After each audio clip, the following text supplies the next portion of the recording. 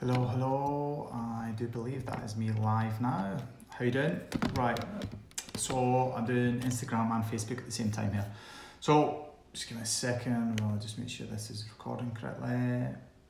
Yeah, it seems to be. Right, okay, so what I was going to talk today was about chemical weapons. Now, I'm going to quantify this straight away. I'm not going to be talking about things that are sensitive. I'm not going to be talking about things that will clearly get me into trouble with men in black suits. Or get me taken away. What I'm going to cover is generic stuff about chemical weapons, but more importantly, this is going to be stuff that will help you going forwards understanding what chemical weapons are, how they work, the mechanisms that they work, and more importantly, how you can counter all of these. So let's get started then. So types of chemical agents that you can get. So there's broadly 5 different kinds. There's choking agents, blister agents, blood agents, nerve agents, and then the last one, which is kind of a chemical weapon, is riot control agents. So how are chemical weapons made? Well, there's 2 main ways that they're made. Either in a lab by a chemist who literally mixes chemicals and produces something, and some of the more potent nerve agents like VX, for example, Novichok, those are produced by chemists. Really potent stuff, really dangerous stuff. And there's other ones that are made by nature. It's just nature's natural defense to stop whatever that organism is being eaten or chewed up by animals. One of these, castor bean, for example. Castor beans you produce ricin from. There's a bacteria as well, which you find in green algae. Saxitoxin is what it produces. So there's 2 ways you can do it. You can produce them in a lab, or you can extract them from things in nature. So once you've got your chemical agent, you have it, you want to use it for bad purposes, you now have to take that and disperse it somehow so that it can be used as a chemical agent. So there's 4 main ways that this is done. So it can be used as a vapor. So that's basically heat causes a liquid to turn into gas, much the same as if you leave water. You sit it out in the sun, it will evaporate. Well, that can happen with chemical agents. So it'll be a nerve agent that would do that. You can have a gas, so you're releasing something that is already a gas, so think of things like CS or chlorine gas as used during the First World War. That was a gas. You have an aerosol, so imagine an aircraft flying along and sprays out a really fine mist or a vapour. Or thinking if you pick up a spray can of something, that's an aerosol. It's fine mist. A lot of the time it's invisible. And finally you've got a liquid, so you can either spray that using something like a spray bottle, or it collects in pools when it has fallen, or it drips from buildings. And again, things like nerve agents, which stay around for a long time, these are the kind of things that are particularly nasty when they're like this. So I want to just very quickly touch on the Chemical Weapons Convention, and this is important for you to understand where the threat comes from with chemical weapons.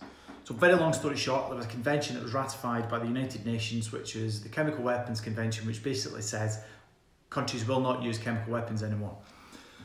So there's quite a few countries that have weapons, and I'll list off some of them that are of interest to people that live in the West. So you have China, Egypt, India, Iran, Libya, North Korea, big one, Pakistan, Russia, Syria, the USA as well.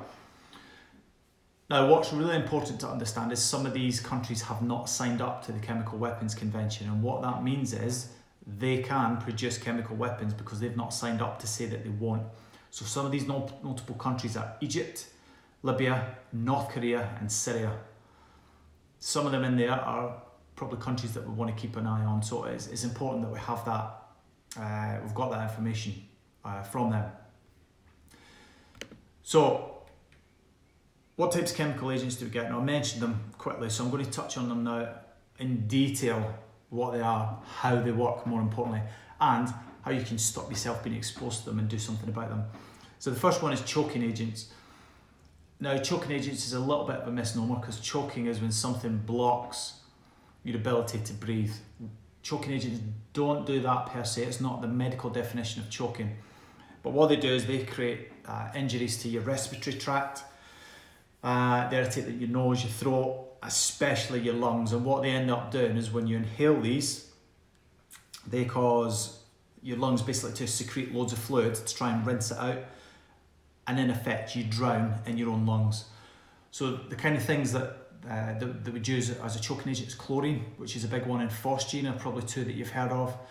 There's also chloropycerin, I think that's how you say it, diphosgene as well. They're nasty chemicals.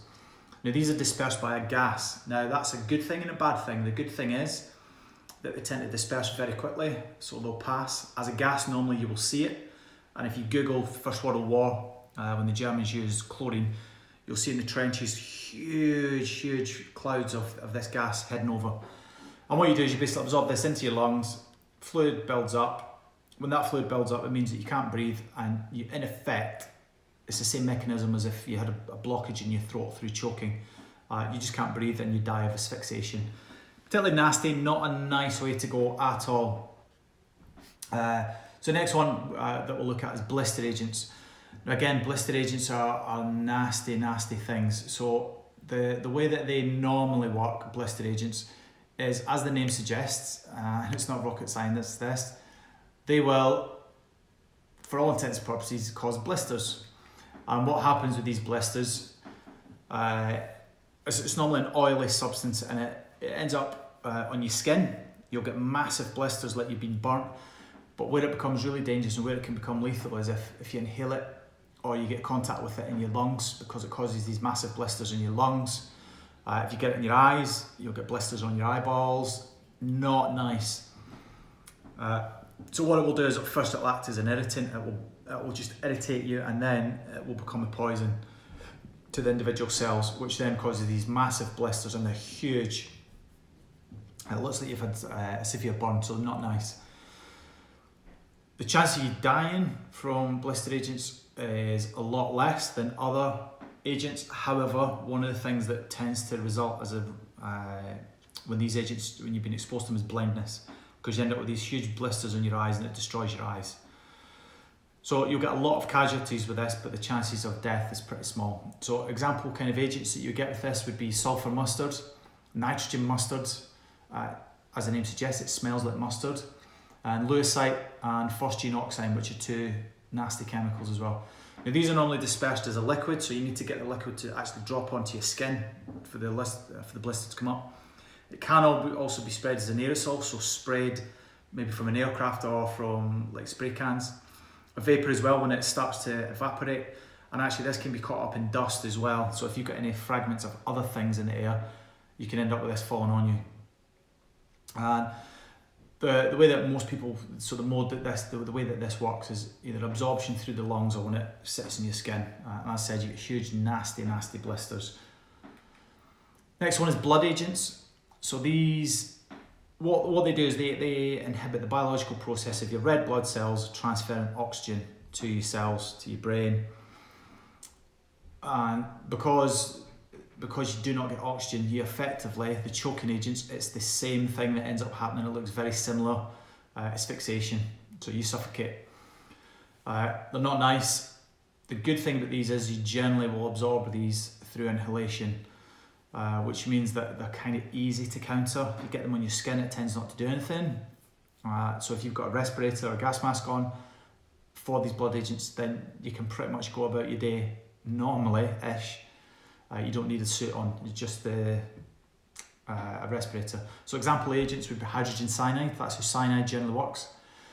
Cyanogen chloride as well, and arsine, which are three, which are fairly common. As I said, it's a gas, so it's fairly easy to counter. So if you've got a respirator, a gas mask on, you don't absorb it into your lungs, it doesn't stop that oxygen getting to your cells. So it's a fairly easy one to counter. Now the last one, and this is probably the worst of the lot, is nerve agents. So this is the one that people really get scared about. So the way nerve agents work, there are two main kinds. You've got the G series and the V series, and I'll explain these in a second. So if I want to do this with my arm, my brain basically sends an electrical impulse that's transmitted through my cells via chemical processes, which is lightning quick.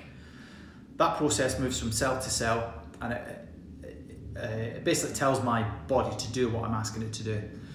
When you take a nerve agent, what happens is it interferes with that mechanism, and it stops the muscles working in a conventional sense. So what you'd end up doing is the effects are really rapid. So what it does is it's like a seizure. So all your muscles will contract, and you do this kind of thing. You can't do anything to stop it. How you end up dying from this is not the effects per se of the muscle cramps. What it does is your diaphragm, which you need to go up and down to breathe, which has muscles attached to it, that goes into a spasm. If that's spasming, you know, when someone punches you in the gut and you end up winded and you can't breathe, that's exactly what happens with a nerve agent, along with seizures. So it means that you basically can't breathe, and yet again, you spot a common theme here, you end up effectively asphyxiating and you suffocate because you don't get oxygen to your cells. So as I said, there's two main groups here. There's the G series agents and the V series.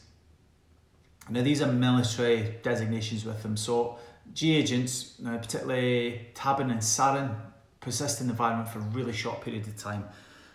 You're talking minutes to hours. People are exposed to this, then it dissipates, it goes into the atmosphere and it's never seen again. When you get something like the V series, they're nasty. So they're really, really potent, but they can persist in the environment for a really long time, really long time. We're talking months. So if these are dropped and people die, they get taken to the hospital, they're in hospital for a month, they come out, they come back home, or they go back to where this attack happened, and they pick this up again, guess what? They're going to get hit by it again. It doesn't dissipate at all. Now some of these V agents, if you look at VX or Novichok, which are two of the really potent ones, these are nasty because you need literally a pin's prick worth and it can kill you. Just to give you an understanding just how bad this is, and I'll go into this in a second, there was an attack in the UK, I think it was it last year or the year before, I lose track of time now, where there's two Russian agents wanted to target somebody and they put it on the door frame, and they came home, touched it, and they ended up in hospital with nerve agent poisoning. So it's really nasty, particularly bad stuff. You need so little of this. One little bottle of it can potentially affect hundreds of thousands of people. So some of these agents, then you've got tabin, sarin, which is one, and again I'll touch on this in a second, and soman and cyclosarin as well. So those are G series. VX is obviously a V series, which can stay around for a long time.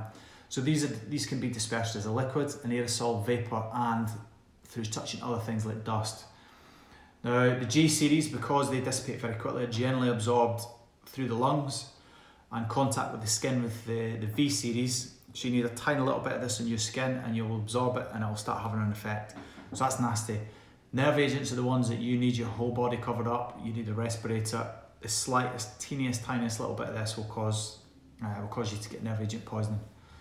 And the effects that this will cause to be seizures, loss of body control. So things like people lose bladder control, they might end up vomiting, just all sorts of nasty things.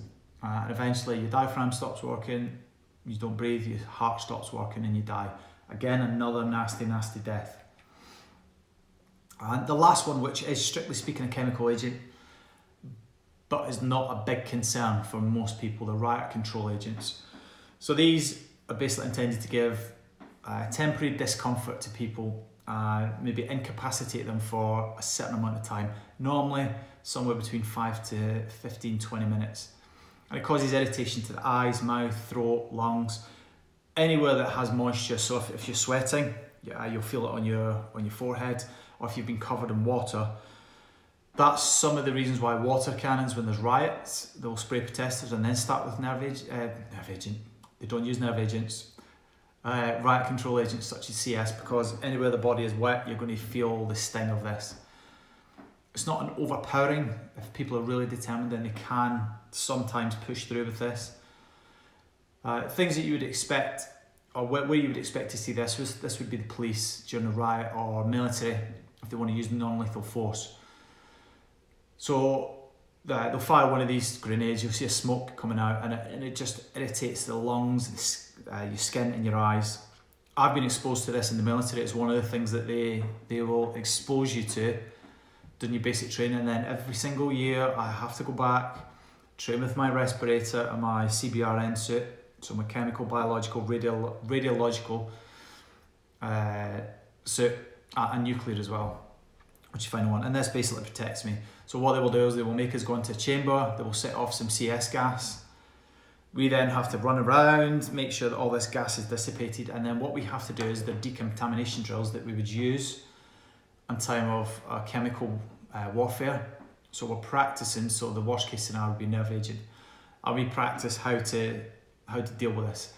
The reason they put CS in there is if you get your drills wrong, guess what happens? You get a mouthful of CS, you end up coughing, it's shit. It's not good. I'm particularly affected by it. I'm a mess. My eyes start streaming, I end up with snot streaming out my nose, I cough, I can't really talk. It really affects me for some reason. The one thing with CS, so we had people on my basic training that were immune to it. They take the respirator off, nothing happens, they just talk normal. Literally as if it doesn't exist, which is really frustrating when you get someone like me that is just wiped out by it, and I'm just an absolute mess when it happens. So example agents would be tear gas or pepper spray that police or people have for self-defense. That is a CS agent. So it's a liquid or it's an aerosol, generally speaking. It's absorbed through the lungs, the skin. It's not absorbed through the skin, but it will hit the skin and it will irritate you, and obviously your eyes as well.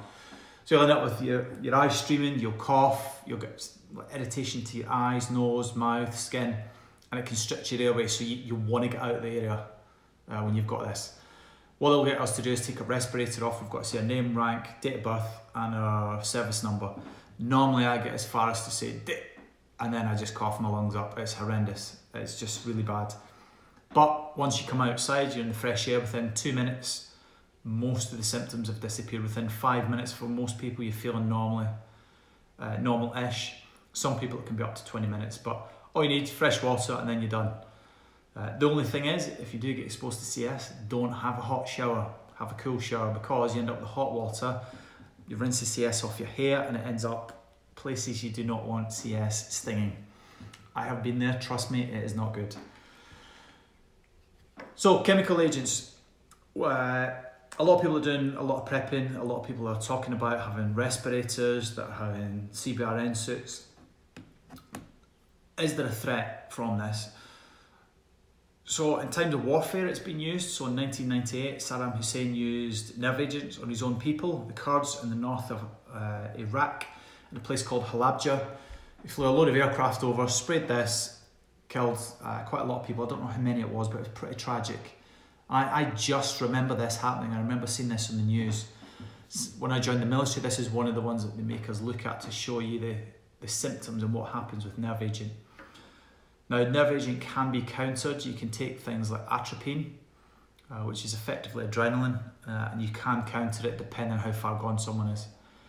And in 2013, onwards, Syria, most people will have seen this in the news and will have understood what happened. So the Syrian regime used nerve agent, mustard gas and chlorine. And this was against, again, his own people. And the underground in Tokyo, and I believe this was, I'm going to make a guess, I think it was 2004, 2005, they used sarin gas in the underground in Tokyo. This was a religious cult, and they killed 20 people, but injured 5,200 people over 2 attacks. So it was 2 attacks that they did. Particularly nasty, this one, and this was when people sort of sat up and started taking notice that terrorist groups could actually produce chemical weapons. This was a real big wake-up call. And just to put this into perspective, post 9/11, Osama bin Laden, through Al-Qaeda, had said that he wanted to acquire radiological, biological and chemical weapons for terrorist attacks. Now, there was a video that was alleged to have show them with nerve agents with, I think it was 3 or 4 dogs that they exposed to this agent, whatever it was. They showed them having seizures, foaming at the mouth, which are classic nerve agent poisoning signs, and the dogs died. Again, this was something where people sort of sat up and took note that you now get terrorist groups that are really able to do this potentially, and this is probably where the biggest threat would come from, I would suggest. Is going to be a terrorist attack rather than during wartime. Iraq, now Al-Qaeda reportedly during the Second Gulf War and the aftermath, before we went back again, had reportedly used chlorine in some improvised explosive devices. I did a little bit of research on this to find out exactly how bad this was or if it happened. This was using old chlorine shells from, what do you call them? Artillery shells that they basically blew up. Had limited effect, and I'll touch on this in a second, some of the limitations of this and why that didn't work. And the one that was most recent, that probably in the USA, I'm not sure how much exposure there was to this story, but in the UK, this was one that was on about with Novichok. It was used to try and kill an ex-Russian spy. Sergei Skripal was his name. He was a Russian intelligence agent, but he ended up working for the UK government as a double agent. So the Russians weren't happy with him, and they allegedly, it wasn't them, but the person that was identified in CCTV happened to be an ex-Russian FSU agent, allegedly. It was the Russians, and what they did is they basically sprayed his door frame or his door handle, I can't remember which it was, with a tiny little amount of this. He came home, in fact I think it was when he went out his house, he touched this. His daughter was also there, she touched it, and they went out to the park one day, and I think they were feeding the ducks, so they were having a sandwich in the park, and by sheer good luck on their part, there was a doctor and a nurse that were walking by and seen the two of them unconscious, but seen Sergei's daughter foaming at the mouth, which is a classic sign of nerve agent poisoning. They acted really quickly. The police were called, the ambulance service were called, and they were taken to hospital, and both of them lived fortuitously. There was also a policeman, when he went to their house, he was exposed to this as well, and he was in a pretty bad way. All three of them now have quite a few health issues off the back of this. But perhaps a more worrying part of this was this Novichok, it turns out, had been put on a perfume bottle. So when these two spies had flown over from Russia to get through customs and immigration, they obviously had it disguised as perfume. So what ended up happening when they did this attack, they dropped this bottle of perfume, and I believe they put it in the trash. A gentleman who was sitting next to this trash, he noticed it, picked it up and took it home for his wife as a surprise, because it was a full bottle of designer perfume. 2 months later, she eventually got round to using this, sprayed a little bit in her wrist, and very quickly afterwards, she became really ill. Her partner, who had originally picked up this perfume bottle, he fell ill very quickly as well. And the two of them were rushed to hospital. Now, unfortunately, the woman who sprayed this on her wrist, because she sprayed such a large amount, Dawn, I think was her name, Dawn, I think it was, she ended up dying as a result of this, and died a pretty horrific death as well. It wasn't a nice way to go.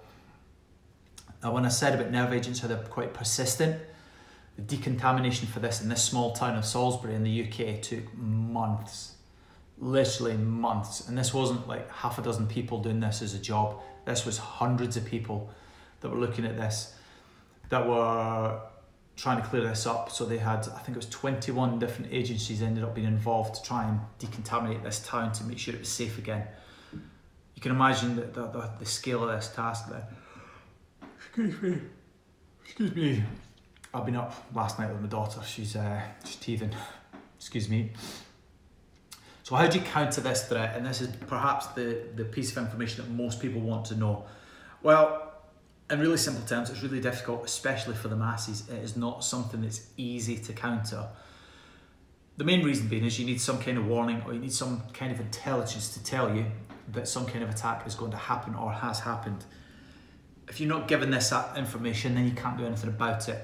And because most of these agents are very difficult to actually notice, unless one, you have a lot of training, or two, you start to recognise the symptoms in others but are not affected yourself, you can't do much about it. So if there was some kind of chemical attack, my guess is the masses will suffer.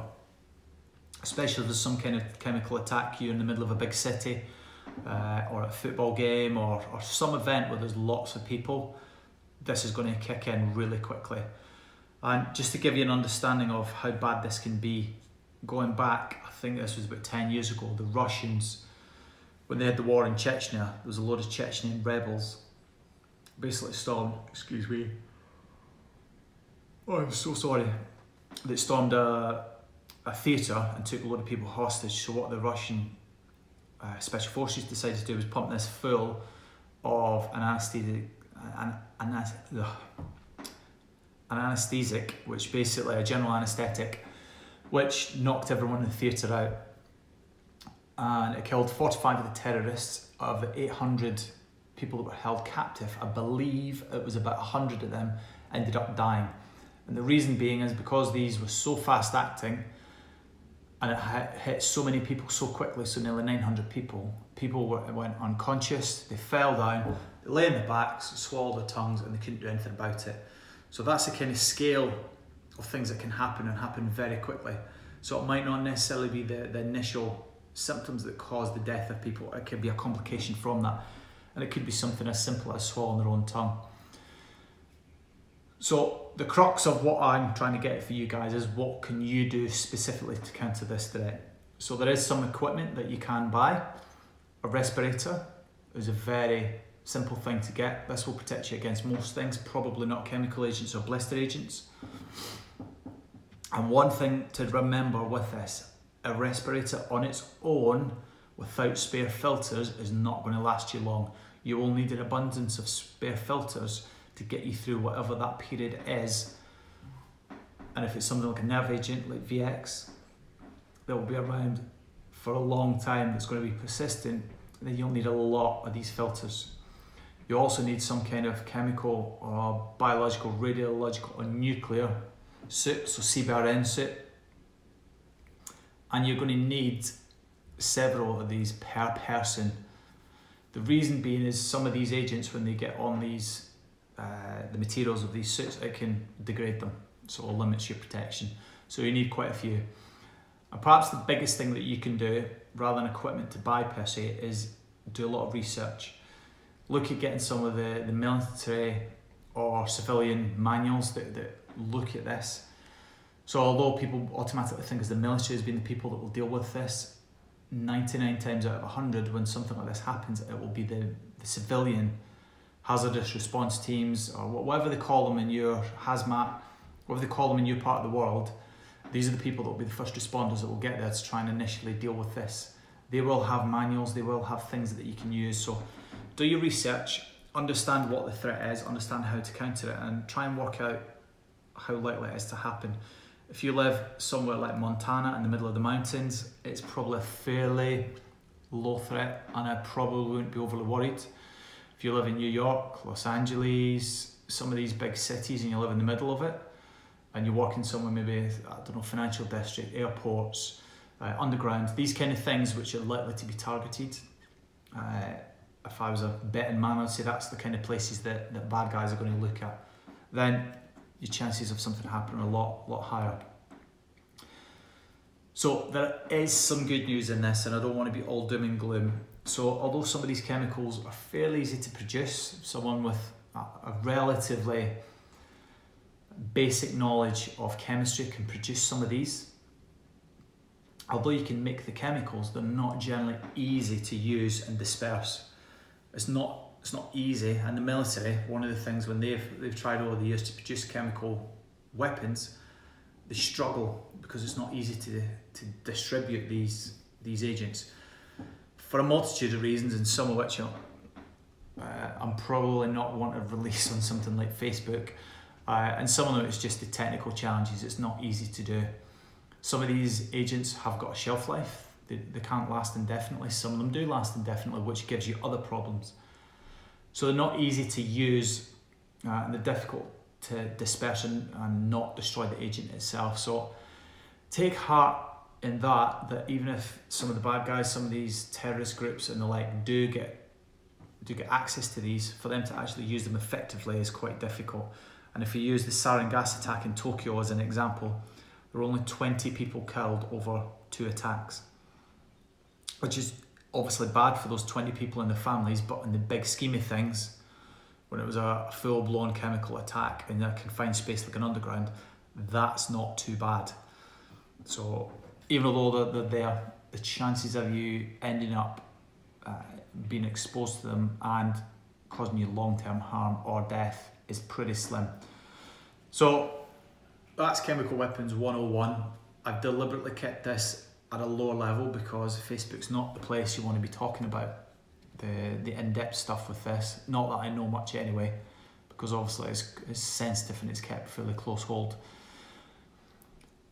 I hope that gives you a little bit more information, so when people are asking a lot of questions of how you prep, what kind of equipment you need, what is the threat, hopefully this is giving you some meat to the bones now, and it'll give you something that you can then use going forward, that you can look at.